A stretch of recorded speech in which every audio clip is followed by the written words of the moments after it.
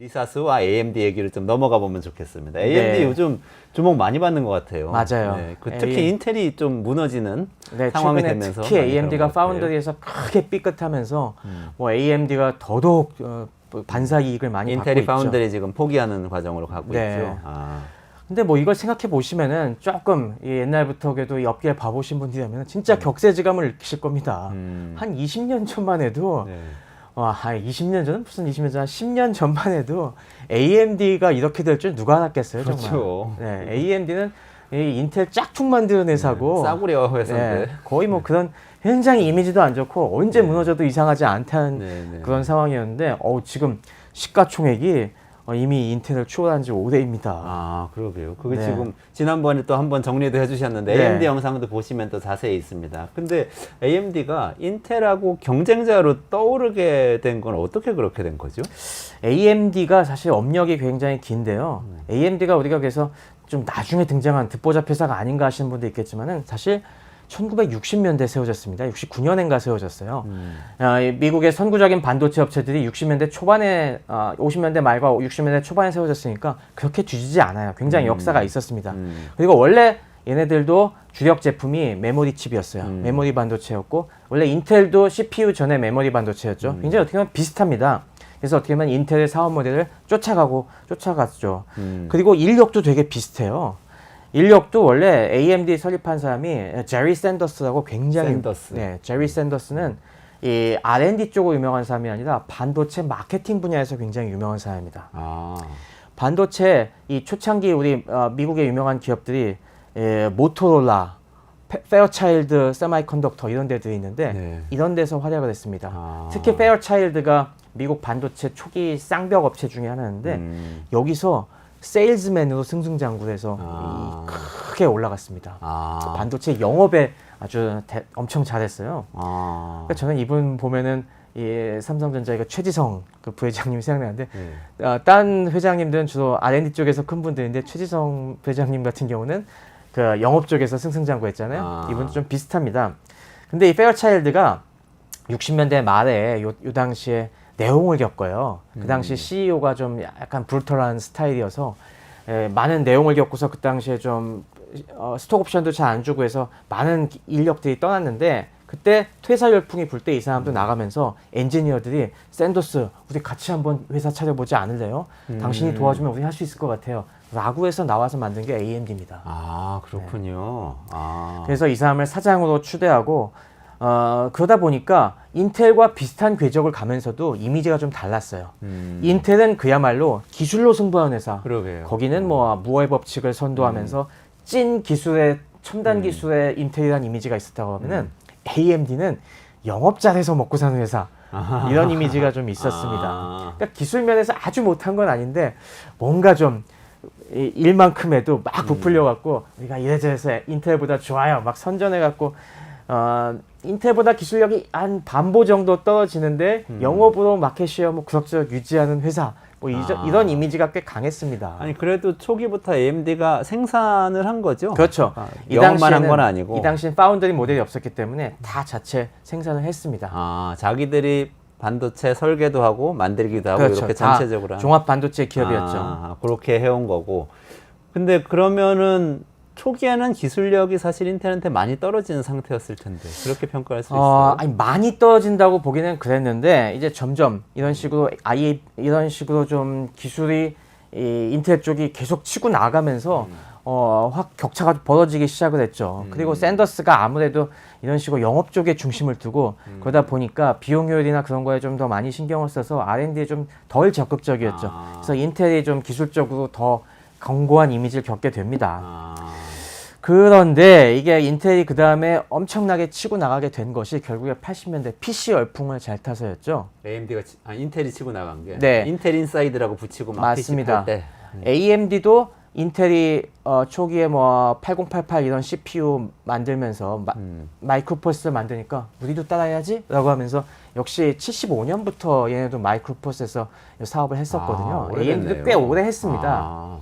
그런데 이제 80년대 인텔이 호황의 계기를 맞게 된 게 그 IBM PC의 등장이었죠. 그때 IBM PC가 인텔 CPU를 딱 채용을 하면서 인텔이 그 PC발 시장 폭발의 수혜를 받아갖고 그때 인텔이 확 크게 됐고 AMD 입장에선 그런 거대 고객을 못 잡게 되니까 그 다음에 우리도 어떻게든 여기 올라타야지 라고 하면서 바짓가랑이 붙잡고 막 이제 간 겁니다. 와, 진짜 역사 속의 얘기네요. 네. 저의 첫 번째 컴퓨터 애플이었고 두 번째 컴퓨터 IBM이었는데. 그렇습니까? 맞습니다. 되게 비슷할 겁니다. 그 당시. 근데 그래갖고 AMD가 이때도 어떻게 보면은 약간 얍삽한 이런 수를 씁니다. 어떻게 해요? IBM PC가 인텔 CPU를 이게 채용을 했을 때 IBM PC가 좀 시장이 작을 때 문제가 없었는데 이게 거의 컴퓨터 시장을 이게 메인스트림이 되면서 어마어마하게 커지게 됐지 않습니까? 그렇게 되다 보니까 이게 CPU를 인텔에서만 공급받으면은 독점 이슈에 걸리게 생겼어요. 그러니까 인텔 입장에서도 야 이건 너무 커지다가는 요즘 엔비디아도 사실 원래 의도했던 바는 아니지만은 반독점 당국에서 이제 너무 MS가 커지니까 들여다보고 있잖아요. 네네네. 마찬가지예요. 지금 그 당시에 갑자기 인텔이 이렇게 시장이 커져버리니까 인텔에서도 이거 반독점 걸리지 않을까 고민이었는데 이때 AMD가 손을 내밀죠. 그러지 말고 우리한테 기술 라이센스를 줘갖고 우리도 같이 생산하게 해주라. 네네네. 그러면은 뭐 독점 피해갈 수 있지 않겠냐. 그래서 이제 AMD가 여기 이 시장에 올라탑니다. 근데 지금 인텔에서 일하는 분들이 오래 일한 분들이 보면은 진짜 황당한 상황이겠어요. 맞아요. 근데 AMD가 지금 뒤집은 상황인데 어떻게 해서 이렇게 반전이 시작된 건가요? 네, 그렇게 해서 그렇게 오랜 세월 동안은 사실 만년 2등 기업이었죠. 2등인데 한참 뒤떨어지는 2등 기업. 그랬는데 이 당시에 이 AMD가 원래는 자체 생산 시설에 대한 이 집착이 굉장히 강했습니다. 아까 그 샌더스가 원래 업계에서 되게 유명한 말을 했어요. Real men have fabs. 그래갖고 진짜 사나이라면은 생산 팹을 가져야지. 공장이 있어야지. 공장이 있어야지. 공장 없이 무슨 반도체 기업이라고 할 수 있어. 설계만 하고 이거는 라고 하면서 남자가 아니야. 맞아요. 끝까지 이제 사람이네. 하고 있었는데 샌더스가 그러다가 2000년대 초반에 이제 퇴임하게 됩니다. 그러니까 그 당시 상황이 되게 안 좋아지다 보니 이 후임자들이 우리 더 이상 팹에서 경쟁력이 없다. 우리가 아무리 기술을 똑같이 있어도 인텔이 그 당시 세계 최첨단 공정을 선도하고 있었거든요. 그러니까 똑같은 설계도 해도 AMD 칩이 잘 안 나오니까 그 당시 수많은 사람들이 외면을 받고 있었죠. 이건 못하겠다. 더 이상은 못하겠으니까 우리 생산은 마침 요즘 파운더리업이 뜨고 있으니까 파운더리로 넘어가자. 우린 생산을 포기하자. 그런 결정을 이제 2000년대 초반에 합니다. 2000년대 초반. 그럼 그때 TSMC에 넘긴 건가요? 그 당시 처음부터 넘긴 건 아니었고요. AMD가 갖고 있던 이 제조 부문을 분사를 시킵니다. 그게 바로 지금도 있는 글로벌 파운더리 GF라는 회사입니다. 이 글로벌 파운더리가 지금도 파운더리 업계에서 한 5위 정도, 근데 좀 많이 뒤처지는 5위 정도를 하고 있는데요. 삼성보다도 뒤처집니다. 삼성이 한 점유율 10% 정도 내외라고 하면 글로벌 파운더리랑 지금 대만의 UMC랑 중국의 SMIC가 대략 한 5% 정도씩 나눠 갖고 있어요. 근데 이 글로벌 파운더리를 분사시키고 당연히 처음에는 우리 자식 떼어 내보낸 거니까 거기다가 또 물량을 주는데 그러면서 이제 첨단 CPU는 TSMC에게도 주기 시작을 합니다. 그러다 보니까 여기서부터 반전의 계기가 생겨나기 시작했죠. 2000년대 초반부터 TSMC의 파운드의 경쟁력이 확 올라가면서 인텔에 못지않은 좋은 CPU를 생산해낼 수 있는 능력이 되기 시작한 겁니다. 그러니까 그전에는 AMD가 설계 역량은 똑같아도 생산 능력이 부족해갖고 좋은 칩을 못 만들었는데 이걸 TSMC한테 맡기니까 이 생산 기술이 대등해진 거예요. 그러면서 이제 반전의 계기가 조금씩 나오게 된 거죠. 그리고 이런 이 생산 부분을 떼내니까 투자에도 훨씬 자유로운 겁니다.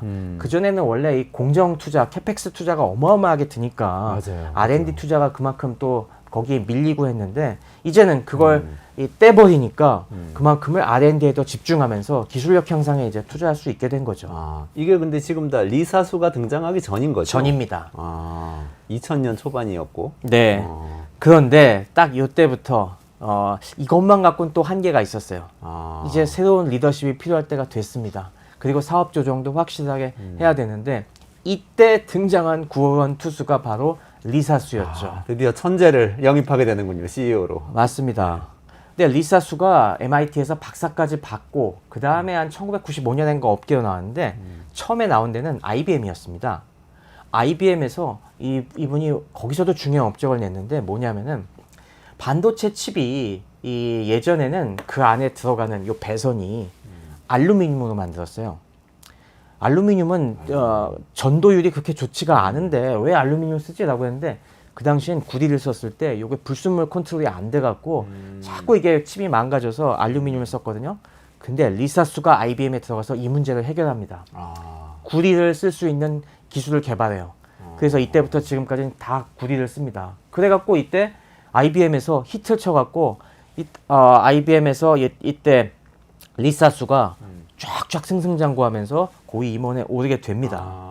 밑에서부터 올라갔군요. 처음부터 CEO로 영입된 건 아니고. 그렇죠. 당연히 뭐 처음에는 그냥 일반 R&D 박사였는데 네네. 아무도 하기 힘들어하는 그런 프로젝트를 갖다가 성공리에 몇 개 끌어내니까 야, 너 진짜 인재구나 하면서 예, 그때부터 막 기술 임원으로 예, 쭉쭉 올라간 거죠. 그게 2012년인가요? 2010년대 초반인가요? 그게 1999년. 99년이에요. 그때부터 이제 리사스가 들어온 것은 업계에 들어온 거는 그러면서 이제 들어온 거기서 한 10년 동안 IBM이나 이런 데서 일하면서 이 업력을 다양하게 쌓은 거죠. 그러니까 칩의 배선 기술 만드는 것부터 시작을 해갖고 당연히 전자공학 출신이니까 회로 부분까지 쫙 통달하는 이런 기술 업력을 갖게 된 겁니다. 통달한 상태에서 AMD로 그렇죠. 영입이 되는 건가요? 그렇게 되면서 IBM에서 또 이 양반이 본 게 뭐였냐면은 그 당시 IBM에서 텍사스 인스트루먼트나 그런 쪽이랑 같이 일한 데가 어디냐면은 이 소니랑 같이 일을 했어요. 소니요. 소니가 그 당시 플레이스테이션을 만들었지 않습니까? 네네네. 플레이스테이션 3에 들어가면서 그 당시 이제 우린 전용 CPU를 만들어야겠다라고 해서 개발했는데 그때 이 개발에도 같이 일을 합니다. 그러니까 리사수가 이때 뭘 느끼게 됐냐면은 야, 이거 시장도 만만치 않은데 미래는 PC 외에도 이런 게임기라든가 여러 가지 다양한 기기들에 들어가는 반도체 칩에 어마어마한 가능성이 있구나. 이걸 그때 사업적으로도 본 겁니다. 와, 그게 GPU와 AI 반도체 시작일 수도 있겠네요. 맞습니다. 그러면서 이 리사수가 그 이전 AMD CEO로 오기 전에 반도체 업계 전반에서 기술적으로도 굉장히 완숙하고 아주 엑스퍼트고 사업적으로도 넓은 시야를 갖게 됐어요. 이게 굉장히 중요합니다. 그러면 리사수가 들어왔을 때 AMD는 좀 어려운 상황이었나요? 구원투수라고 하셔서. 2012년인데 처음부터 CEO로는 아니었고요. 그때 아마 CTO로 들어왔나? CBO로 들어왔나? 막 그랬을 텐데 그때가 AMD 암흑기의 절정이었습니다. AMD가 그 당시 내놓는 것마다 망작이어갖고 그 당시가 기억하는 게 요 CPU 아키텍처라는 게 있잖아요. 그 당시 코드명이 불도저였는데 불도저 이름에 걸맞긴커녕 그래서 그 당시 FX 뭐뭐뭐한 FX 시리즈 CPU를 내놨는데 그때가 정말 커뮤니티에서 어마어마하게 욕을 먹던 시기였습니다. 어떻게 이런 걸 내고서도 팔아먹으려고 하냐. 그 당시만 정말 해도 AMD 정말 쓰레기라고 그랬다 보니까 이젠 바닥을 뚫는 것도 모자라서 이제 곧 있으면 지옥 가겠구나. 그런 얘기 좀 많이 들었습니다. 리사수가 와서 그걸 반전을 시킨 건가요? 그렇습니다. 리사수가 이때 딱 와서 본 게 그때는 리사수가 그렇게 유명하지 않았죠. 근데 이때 진짜 중요한 계기들을 마련해요. 리사수가 본 게 뭐였냐면은 그 당시 AMD의 핵심 사업은 역시 PC용 CPU, 인텔 짝퉁이었습니다. 근데 왜 우리가 여기서 이렇게 질퍽하게 해야 되냐. 여기서 했으니까 만년 2등밖에 안 되지. 그러니까 본인이 그 경험했던 게임기라든가 다른 용도의 우리 프로세서를 한번 뚫어보자. 그거는 우리 기술이면 충분히 할 수 있다. 그래서 그때 공략한 게 뭐냐면은 소니의 플레이스테이션 4랑 또 MS에서도 엑스박스를 해놨지 않습니까? 그거용 CPU를 공급하기 시작합니다. 그쪽을 먼저 뚫었어요. 그러면서 그땐 인텔 같은 경우는 에이 뭐 이런 시장이 뭐 재미가 있겠어 하면서 관심을 안 가질 때 AMD가 우리가 해줄게. 우리 같이 전 직장에서 해봤잖아. 그 인맥을 쫙 뚫어갖고 AMD가 여기에 공급하기 시작하면서 인식이 바뀌기 시작합니다. 그 사업 다각화가 자연스럽게 됐어요. 그전에는 PC 시장이 매출의 90%를 차지하는 회사였는데 일사수가 CEO 취임하기 전 2015년인데 그전 3년 동안에 이 비중을 60%로 낮춥니다. 그러니까 나머지 40%딴 시장에서 개척을 한 거죠. 그리고 이 사람이 딱 그리고서 성과를 올리니까 이사회에서 역시 리사수 CEO 하시오 이렇게 맡긴 겁니다. 그때부터 리사수가 딱 내가 어떻게 하면 여기서 AMD를 반전시켜야 될까? 거기서 한 게 PC용 CPU는 미래가 아니다. PC용 CPU는 앞으로 수요가 물론 성장은 하겠지만 성장률이 정체될 것이다. 우리는 인텔이 강구하고 있던 다른 부분을 굉장히 노려야 된다. 그래서 이때 강조한 것이 뭐냐면은 데이터 센터용 CPU, 데이터 센터에 들어가는 서버용 CPU, 그리고 게임용 CPU, 그리고 미래는 고성능 컴퓨팅의 시대다. 이것과 관련된 전문 CPU를 만들어야 된다. 이런 쪽에 투자합니다. 놀라운 통찰 아닙니까? 그러네요. 지금 딱 각광받고 있는 부분들에 대해서 해안이 있었던 거예요. AI 반도체의 서막을 연 거네요. 어떻게 보면. 방향을 정확하게 읽은 거죠. 물론 뭐 그 시장을 지금 다 장악하지 못했지만은 네네네. 그쪽을 정확하게 보고 우리가 인텔이 관심을 안 가지는 그쪽에 더 집중을 하자라고 그때부터 막 달려오기 시작을 하면서 본업에도 그렇다고 해서 이 신경을 안 쓴 건 아니죠. 네네. PC CPU에서도 반전을 노리자. 그러면서 아키텍처를 다시 설계했는데 그 유명한 아키텍처가 바로 젠 아키텍처입니다. 젠. 네. 절치부심을 해갖고 이 양반이 그래서 젠 마이크로 아키텍처를 만들어서 2017년 CEO 취임한 지 2년 뒤부터 그 유명한 라이젠 CPU를 내놓기 시작했어요. 라이젠. 네. 그게 지금 PC 시장에서 이렇게 핫한 제품이죠. 그 조립하는 분들한테는 아주 핫하죠. 맞습니다. 성능은 좋은데 가격은 엄청 싸. 이런 그렇죠. 거였잖아요. 2017년 저도 아직도 기억하는 게 AMD에서 라이젠 내놨대. 이거 괜찮을까? 다들 반신반의하면서 해봤는데, 웬걸 리뷰를 해보니까 말씀하신 것처럼 성능은 좋은데 가격은 싸고 가성비 값 이게 쫙 나오니까 정말 많은 사람들이 놀랬던 기억이 납니다. 인텔 거 살 필요가 없어진 거죠, 그러니까. 그 당시에 인텔이 마침 죽을 쓰고 있었어요. 그 당시 인텔 아키텍처가 브로드웰이었거든요. 지금 이 엔비디아 차기작이 브로드웰인데 네네네. 그때 인텔도 브로드웰이 있었습니다. 똑같은 이름이었나요? 네. 한참 전에 인텔이 먼저 썼었어요. 네. 근데 그때 브로드웰 CPU가 문제가 좀 많이 있었거든요. 여러 가지 좀 설계 미스가 있어갖고 인텔이 안 좋은데 갑자기 라이젠이 그거에 비교가 되게 딱 치고 나가니까 이때서부터 성능에 민감한 뭐 이런 브랜드보다는 성능이 최우선인 사람들부터 인식이 바뀌기 시작했고 이때부터 라이젠이 쭉쭉쭉 치고 나갔죠. 젠이 더 나은 점은 어떤 면이었어요? 아까 드린 것처럼 인텔이 여러 가지 코어도 훨씬 많았고 그리고 뭐 여러 가지 그 벤치마킹을 해보면은 여러 부분에서 병목적인 부분들에서 훨씬 더 성능이 잘 나왔는데 가격은 또 싸니까. 네네네. 인텔 CPU가 그 당시 뭐 한 3, 40만 원 했다면 AMD CPU 라이젠은 2, 30만 원이면 샀으니까 그 굉장히 가성비 CPU로 이름을 알렸죠. 지난번에 엔비디아의 신형 칩 이야기하면서 이 칩 구조에 대해서는 또 설명을 많이 또 한번 해주신 적이 있어요. 그치? 브로드웰 관련해서. 그렇죠. 브로드웰 가면서 칩 두 개를 붙이는 이걸 칩넷 구조라고 하는데 AMD가 이 라이젠을 도입하면서 또 이 칩넷 디자인으로 이제 넘어가기 시작합니다. 칩넷 기술을 원래 예전부터 많은 반도체 엔지니어들이 이걸 미래는 이렇게 갈 것이다. 작은 요 칩들 갖다가 붙여갖고 하나의 큰 칩으로 만드는 이렇게 갈 것이다라고 했었는데 이런 칩넷 기술을 갖다가 결국에 지금 HBM도 다 이런 칩넷을 이용하고 있는 거고 브로델도 마찬가지죠. 근데 요 칩넷을 갖다가 AMD가 이 당시에 CPU 시장에도 도입을 합니다.